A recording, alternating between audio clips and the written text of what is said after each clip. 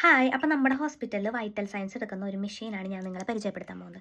ഇതാണ് ഇവിടുത്തെ വിറ്റാൽസേഷൻ ഗരേറ്റ് എന്ന് പറയും. ഇപ്പം നമ്മുടെ നാട്ടിലും ഇത് ഉണ്ടെന്ന് തോന്നുന്നു, പക്ഷേ ഞാൻ നിങ്ങളൊന്ന് പറഞ്ഞ് പരിചയപ്പെടുത്തുകയാണ് കേട്ടോ. ഇവിടുത്തെ എല്ലാ പേഷ്യൻ്റ് റൂമിലും ഒരു സ്കാൻ ചെയ്യാനുള്ള ഒരു QR കോഡ് ഉണ്ടായിരിക്കും, പേഷ്യൻറ്റിൻ്റെ പേരുണ്ടായിരിക്കും. അപ്പോൾ കണ്ടോ, ഈ ഡിവൈസ് ഇവിടെ ഈ സംഭവം ഉപയോഗിച്ചിട്ട് നമ്മൾ പേഷ്യൻറ്റിൻ്റെ ബെഡിലുള്ള ആ QR കോഡ് സ്കാൻ ചെയ്യണം. അപ്പോൾ ഓട്ടോമാറ്റിക്കലി ഈ മോണിറ്ററിലോട്ട് പേഷ്യൻറ്റിൻ്റെ പേരും ID വരും.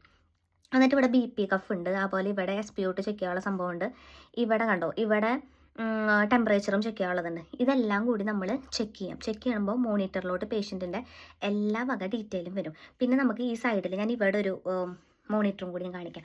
അപ്പോൾ അവിടെ അതിൻ്റെ ഏറ്റവും സൈഡിൽ ഒരു സേവ് എന്ന് പറഞ്ഞ ഒരു ഓപ്ഷൻ ഉണ്ടായിരിക്കും. അത് സ്പൈഷേൺ എന്ന് പറയും. സ്പൈഷേൺ സേവും സെയിം ആട്ടോ.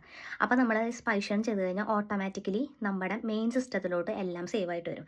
അപ്പോൾ ഇതിൻ്റെ ബെനിഫിറ്റ് എന്ന് പറഞ്ഞു കഴിഞ്ഞാൽ ടൈം കൺസ്യൂമിംഗ് ആണ്. നമുക്ക് വീണ്ടും പോയിട്ട് ഇതെല്ലാം നാട്ടിലാണെന്ന് വെച്ച് കഴിഞ്ഞാൽ നമ്മളിങ്ങനെ പേഷ്യൻ്റെ അവിടെ BP അപ്പാരറ്റസും തെർമോമീറ്ററൊക്കെ കൊണ്ടുപോയിട്ട് ചെക്ക് ചെയ്തിട്ട് വീണ്ടും ഫയലിൽ പോയിരുന്ന് എഴുതണം, അല്ലെങ്കിൽ മോണിറ്ററിൽ വീണ്ടും നമ്മളെല്ലാം എൻ്റർ ചെയ്യണം. അതൊന്നും ഇവിടെ ചെയ്യേണ്ട കാര്യമില്ല. പിന്നെ ഇപ്പം നമ്മുടെ നാട്ടിലും ഇങ്ങനത്തെ മെഷീൻസൊക്കെ, ഇങ്ങനത്തെ അപ്പാരറ്റസൊക്കെ ഉണ്ടെന്ന് തോന്നുന്നു. അപ്പോൾ ഓക്കെ, അത്രേ ഉള്ളൂ. ബൈ.